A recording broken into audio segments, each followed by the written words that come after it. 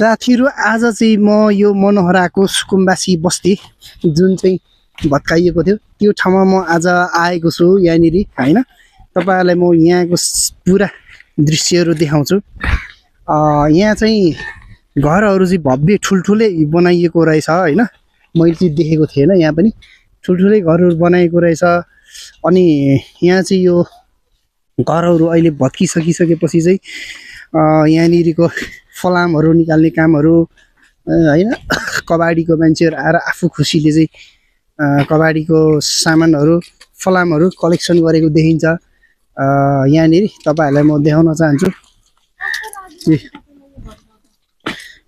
यहाँनिर यसरी उठाइरहेको छ सामानहरु आफू खुसी यहाँनिर कहाँबाट कपडा बेच्न आउनु भयो तपाईं फेरि कताबाट कपडा बेच्न आउनु भयो चाबेलबाट यहाँसम्म अनि यहाँ त मान्छे छैन के कपडा बेच्ने है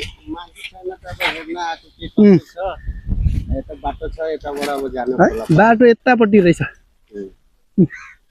यहाँ त यो आफू खुसीले निकालेको होला सबै सामानहरु है हजुर हजुर आफू खुसीले निकालिरहेको देखिन्छ यहाँनिर जो पाए त्यसले चाहिँ निकालेको देखिन्छ अब यताबाट गएर यही अवस्थामा यहाँ फेरि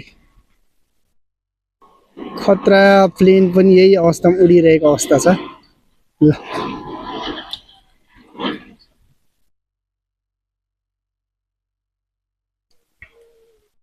ल देख्न सक्नुहुन्छ यहाँको चाहिँ दृश्यहरु गाडीले यहाँको सामानहरु उठाइरहेको देखिन्छ हैन म पनि यहाँबाट निस्केर उतापट्टि जान्छु हेर्नु होला है त ल आफैलाई लाने भाडामा जग्गा लिएर ए पहिला तपाईहरु बसिराख्नु भएको थियो है यहाँ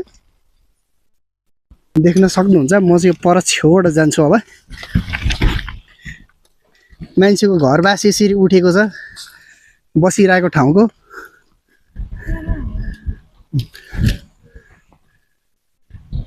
ल हेर्नुस् उता परसम्म म तपाईहरुलाई देखाउँछु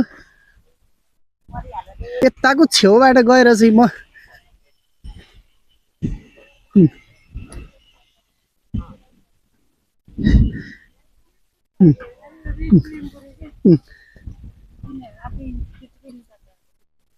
ए ल हेर्नुस् त यहाँनिर यस्तो यस्तो ठाउँ रहेछ यहाँनिर चाहिँ एकदम ठुल्ठुलो घरहरु रहेछ वास्तवमा हैन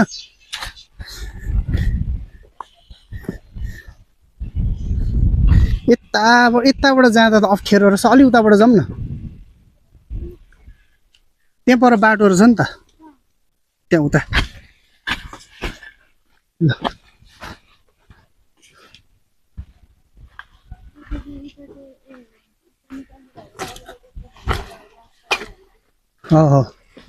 ल यसरी चाहिँ बनाइएको छ हेर्नुस् म तपाईहरुलाई यहाँको चाहिँ पुरा भिडियो चाहिँ म बनाएर देखाउने कोसिस गर्छु हैन अनि यता छेउबाट निस्केर चाहिँ म जानेछु अहिले चाहिँ म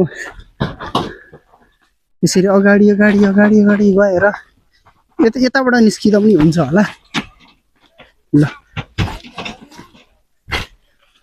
आउनुस् यताबाट जाऊँ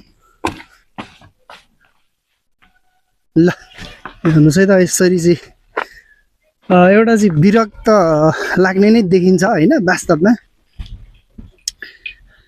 यसरी बसोबास उठाउँदाखेरि हुन त यो अरूले हडपेर बसेको जग्गा अब यसरी भत्काउनु त एक तरिकाले त ठिकै नै हो हैन हुन चाहिँ तैपनि यहाँको असली सुकुम्बासीहरु चाहिँ को हुन् त उनीहरुलाई चाहिँ पहिचान गरेर उहाँले पहिले ठ्याक्कै बनाइदिनु भएको भए अनि यसरी भत्काउनु भएको भए अझ सरकारलाई चाहिँ वाहवाही हुन्थ्यो जस्तो मलाई लाग्छ तपाईहरुलाई कस्तो लाग्छ कमेन्ट गर्दै जानु होला है साथीहरु यस्तो छ यहाँनिर गाडीले इँटाहरु टिपेर लगिरहेको अवस्था छ यहाँबाट म चाहिँ यताबाट निस्किन्छु अब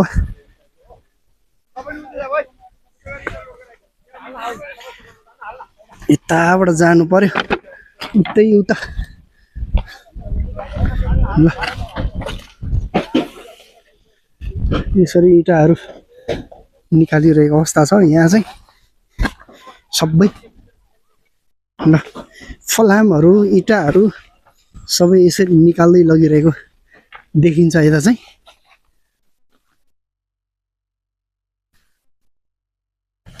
ल हेर्नुहोस्, ल हेर्नुहोस् है त सबै। ल म चाहिँ अब यता हुँदै यतासम्म पनि आइपुगिसकेँ होइन। अनि यहाँबाट आएर म अब यता छेउबाट निस्किन्छु। यहाँ चाहिँ आफू खुसीले सायद जस्तो लाग्छ मलाई, इँटाहरू यहाँको काठपात होइन अनि फलामहरू सबै डङ डङ निकालेको अवस्था छ साथीहरू। यो चाहिँ धेरै लामो क्षेत्रफल भएको ठाउँमा चाहिँ यसरी बस्ती बसालिएको रहेछ। माइ गड, लडिएलाई। ल यसरी चाहिँ ओहो ए ल हस्, यो ठाउँमा देख्न सक्नुहुन्छ है पुरै। ल यसरी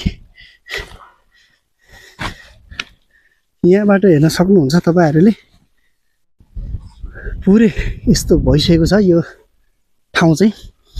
एकदमै व्यवस्थित तरिकाले नै बसिएको रहेछ बस्न चाहिँ यो ठाउँमा होइन।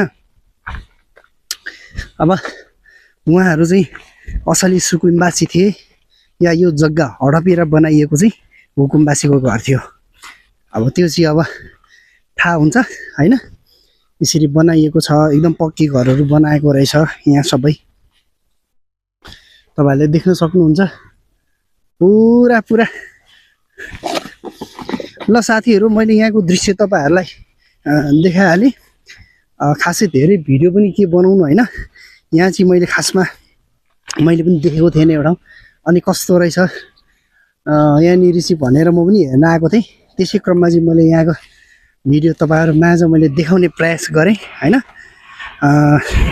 तपाईँहरूलाई यो सरकारले गरेको काम कस्तो लाग्यो आफ्नो प्रतिक्रिया कमेन्ट बक्समा राख्न नभुल्नु होला।